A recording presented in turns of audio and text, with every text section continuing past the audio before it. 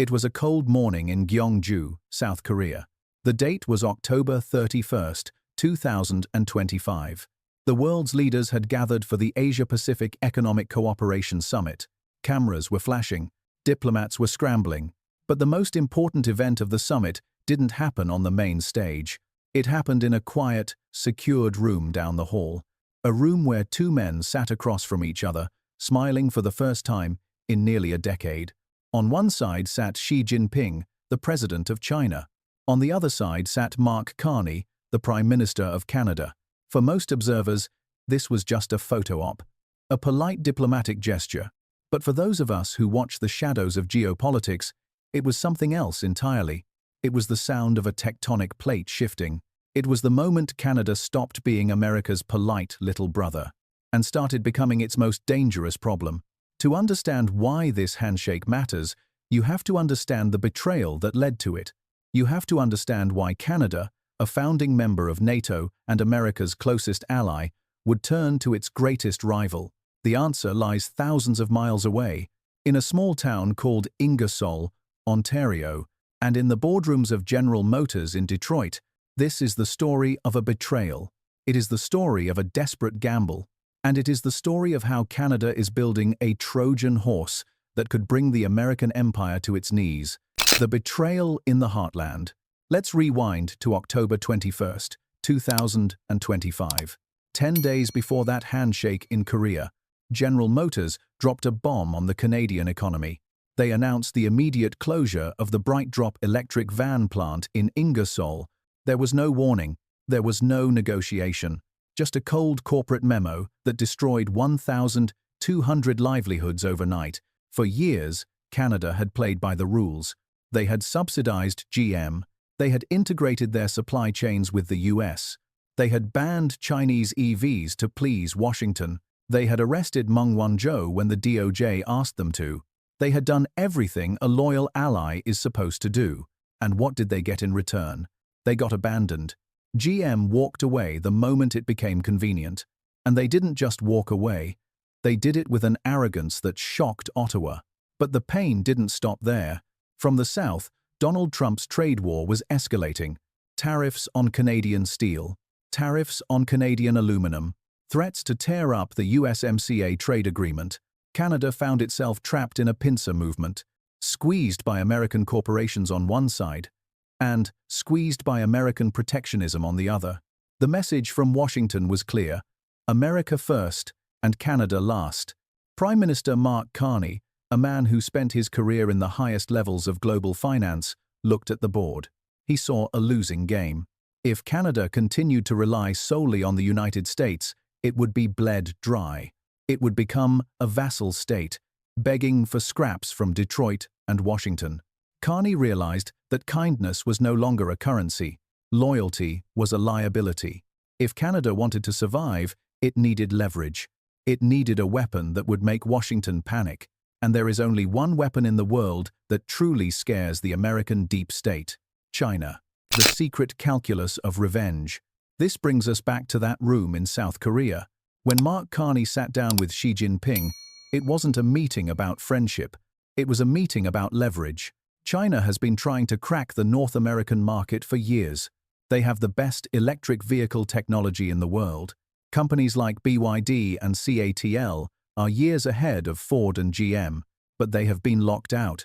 The US has built a tariff wall so high that Chinese cars cannot climb it. And until recently, Canada was part of that wall.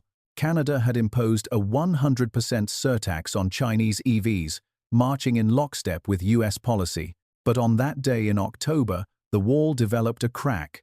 Sources indicate that the conversation between Carney and Xi wasn't just about cooperation. It was a transaction, a dark, geopolitical transaction. Here is the deal that is likely being whispered in the corridors of power. China wants access. They need a backdoor into the North American market to bypass US tariffs. Canada wants survival. They need a manufacturing partner to replace the American companies that are fleeing. If GM won't build cars in Ingersoll, who will? Why not BYD? Why not NIO? Why not XPeng? The logic is terrifyingly simple. If Canada drops its tariffs on Chinese EVs, Beijing will drop its ban on Canadian canola and beef. That's the surface deal. But the deeper play is much more dangerous. If Chinese companies set up factories in Ontario, they become Canadian companies under trade law. They employ Canadian workers. They pay Canadian taxes. And eventually, under the rules of the USMCA, their products could claim North American origin. This is the Trojan Horse. Mark Carney is effectively threatening to turn Canada into the assembly line for the Chinese Communist Party. He is signaling to Washington, "If you don't want our goods, we will flood your market with your enemy's goods." It is a suicide vest strategy. Carney is pulling the pin and saying, "Treat us with respect, or we blow up the entire North American auto industry."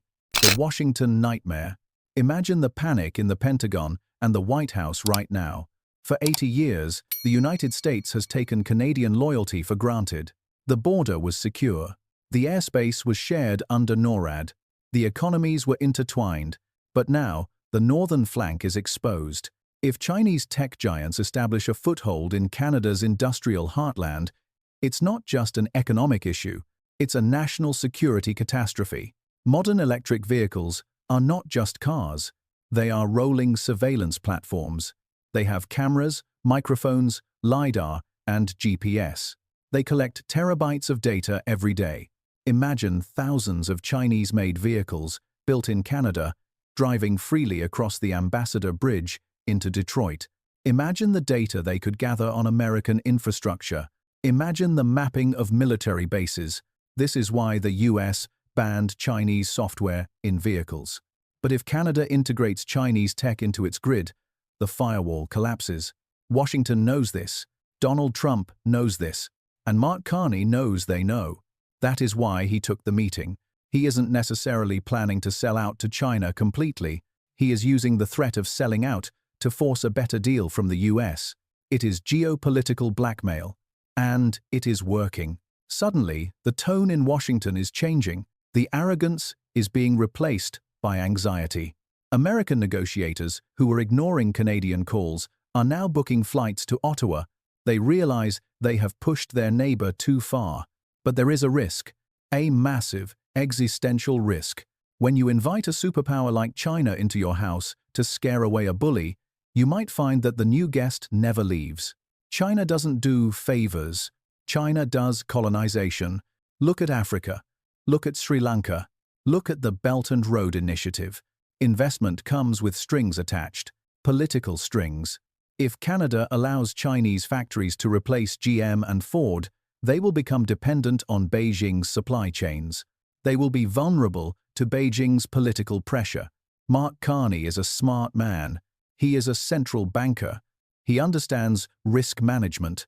But is he underestimating the appetite of the dragon? Is he trading an abusive relationship with America for a subservient relationship with China? The domestic shift. Why Canadians are cheering. You might think the Canadian public would be outraged by this pivot. After all, Canadians have been skeptical of China for years. The memories of the two Michaels, the Canadian citizens detained by China, are still fresh. But something strange is happening in the polls. The anger at America is starting to outweigh the distrust of China. When you lose your job because a decision was made in a boardroom in Detroit, you stop caring about geopolitics. You care about putting food on the table. When you see your grocery bills skyrocket because of American tariffs, you stop viewing the US as a protector. You view them as a predator. A recent poll showed that for the first time in history, a significant number of Canadians view the United States as a bigger threat to their economic stability than China. This is the soil in which Carney's strategy is growing. He is tapping into a deep vein of Canadian nationalism, not the polite, apologetic nationalism of the past, but a resentful, angry nationalism. A feeling that Canada needs to stand on its own 2 feet, even if it means dancing with the devil. Doug Ford, the Premier of Ontario, a conservative who usually aligns with American business, has changed his tune. He is calling for a stable relationship with China. Why? Because he needs jobs for his province. If GM leaves, he needs someone to fill that void. And if that someone speaks Mandarin, so be it. This domestic alignment gives Carney the political cover he needs to execute this dangerous maneuver. He can frame it as diversification. He can frame it as protecting Canadian workers. He can frame it as sovereignty. But we know what it really is. It is revenge. The looming war of 2026. All of this is setting the stage for the main event. The mandatory review of the USMCA trade agreement. This was supposed to be a routine checkup, but now it looks like it will be a cage match. Donald Trump has already threatened to blow up the deal if he doesn't get what he wants. He wants to close the Mexican loophole. He wants to protect American manufacturing at all costs. But now he has to deal with the Canadian pivot. Canada is walking into that negotiation with a loaded gun. If the US tries to impose unfair terms, Canada can simply point to the Chinese factories rising in Ontario. They can say, "Fine, kick us out of the North American market. We have a new market now, a market of 1.4 billion people." It is a bluff, of course. Canada cannot survive without the US market. But in a high-stakes negotiation, sometimes a convincing bluff is all you need. The danger is that Trump might call it. He might look at Canada's flirtation with China and decide that Canada is no longer an ally, but a security threat. He could close the border completely. He could sanction Canadian banks. He could declare Canada a hostile trade entity. If that happens, the Canadian economy wouldn't just suffer, it would collapse. We are walking a tightrope over a volcano. One slip, and the North American alliance, the most stable and prosperous partnership in history, disintegrates. The verdict. So, what are we witnessing? Is this the masterstroke of a brilliant strategist, or the desperate flailing of a dying economy? History is full of nations that tried to play two superpowers against each other. Most of them ended up being torn apart. Ukraine tried to balance East and West. Look at where they are now. Canada is playing a dangerous game in a dangerous neighborhood. The meeting in South Korea was quiet. The smiles were polite, but the implications are deafening. Canada has signaled that it is willing to break the unwritten rules of the Western alliance. It is willing to weaponize its geography and its economy to hurt the United States. And in doing so, it might have just started a Cold War within North America. The irony is palpable. GM closed a plant to save money. In doing so, they may have cost the United States its most loyal ally. They may have opened the door for their own destruction at the hands of Chinese competitors. The butterfly effect of that closure is spreading, and the storm is coming. As we watch the construction cranes rise over potential new EV sites in Ontario, we have to ask ourselves, who is really funding them? And what is the price of admission? Mark Carney thinks he can control the dragon. He thinks he can use China as a pawn. But in the game of empires, pawns usually get sacrificed first. Are we watching Canada's rise to independence, or are we watching the first chapter of its subjugation by a new master? The answer lies in the months ahead. And Washington is watching. Beijing is watching.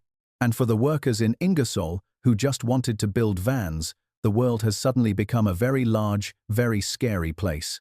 This is not just a trade dispute. This is a realignment of the global order. And it is happening right on America's doorstep. If you think this is just paranoia, look at the numbers. Look at the meetings. Look at the silence from the White House. They are scared. And they should be. Because a betrayed friend is always more dangerous than a known enemy.